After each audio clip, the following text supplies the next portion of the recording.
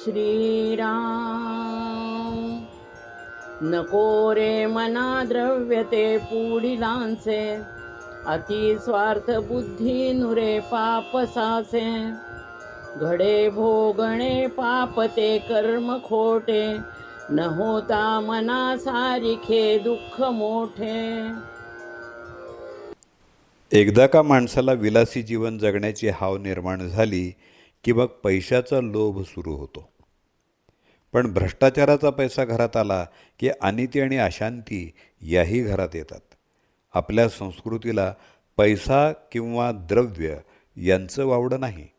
प्रत्येकाच्या घरात लक्ष्मीची मूर्ती असते आणि रोजच्या दैनंदिन गरजा भागवण्यासाठी द्रव्य हे लागतंच.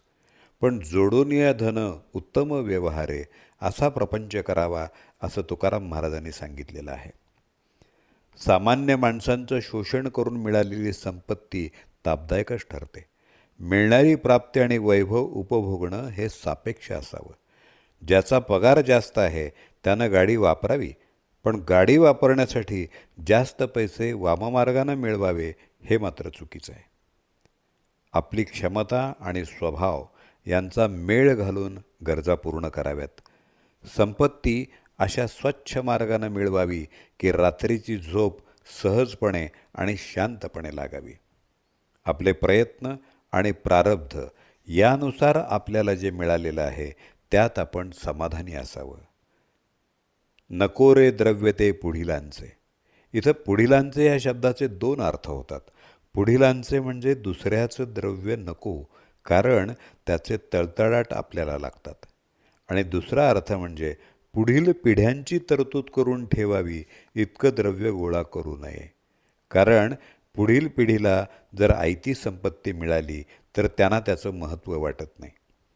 ब्रह्मचैतन्य गोंदवलेकर महाराज म्हणतात की 3 दिवस पुरेल इतकं द्रव्य असेल तर 4थ्या दिवसाची काळजी करू नये. त्यासाठी कोणतंही द्रव्य स्वार्थबुद्धीनं गोळा करू नये. यासाठी स्वार्थ म्हणजे काय ते समजणं आवश्यक आहे. स्व अधिक अर्थ याचा शब्दशः अर्थ म्हणजे स्वतःला पाहिजे असणं. हे पाहिजे असणं हे अपरिहार्य आवश्यकते इतकंच असावं. अतिस्वार्थबुद्धीनं मिळालेली संपत्ती प्रारंभी सुखासमाधानाची वाटते, पण अतिलोभानं अतिस्वार्थबुद्धीनं मिळवलेली संपत्ती तुम्हाला पापात ढकलते. जे आपल्या अधिकाराचं नाही आणि ज्यात समोरच्या व्यक्तीची फसवणूक आहे असं धन गोळा करणं उचित नाही. महाभारतामध्ये जेव्हा कौरवांनी पांडवांचं धन पाहिलं तेव्हा ते मिळवण्याचा त्याने अट्टहास चालू केला. म्हणजे त्याने पाप केलं ते त्यांना भोगावं लागलं. शेवटी या वाईट कर्माचा परिणाम म्हणजे त्यांचा सर्वनाश झाला. जेव्हा नियम, रीती आणि कायदा हे सगळं धाब्यावर ठेवून पैसा मिळवला जातो तेव्हा ते कर्म बाहेरून जरी सुखाचं वाटत असलं तरी परिणामी ते दुःखाला कारणीभूत होतं. एखाद्या श्रीमंत माणसाचं ऐश्वर, सामाजिक प्रतिष्ठा, वैभव आणि विलास हे सगळं पाहिलं की आपल्याला हेवा वाटतो. पण त्याच्या अंतरंगात पाहिलं तर त्याचं जीवन तितकंसं सुखी नाही हे समजतं. त्याच्या जीवनामध्ये जिव्हाळा, आपुलकी, आदर यांचा अभाव दिसून येतो. त्यांना विविध चिंतांनी, रोगांनी ग्रासलेलं असतं. तेव्हा समर्थ म्हणतात की ज्या कर्मामुळं हे सर्व भोगावं लागतं ते करूच नये. हे सगळं पोखरलेलं ऐश्वर समाधान देऊ शकत नाही. आहे त्या प्राप्त परिस्थितीत जर राहायला आपण शिकलो नाही तर कितीही संपत्ती मिळाली तरी मन असंतुष्टच राहतं. मनाला जर योग्य त्या मर्यादेत मिळणाऱ्या सुखोपभोगात संतुष्ट होण्याची सवय लावली नाही तर कितीही मिळालं तरी मन दुःखी होतं. कारण न होता मनासारखे दुःख मोठे.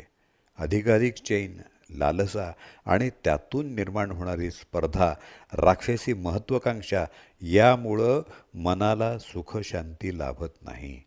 यासाठी सतत मनासारखं झालं पाहिजे याचा हट्ट सोडा. सुखाची कल्पना इंद्रियांच्या ताब्यात दिली तर मनाला निश्चितच दुःख भोगावं लागतं. यासाठी श्री समर्थांनी संयमामध्ये समाधान शोधावं हा मार्ग सुचवलेला आहे. जय जय रघुवीर समर्थ।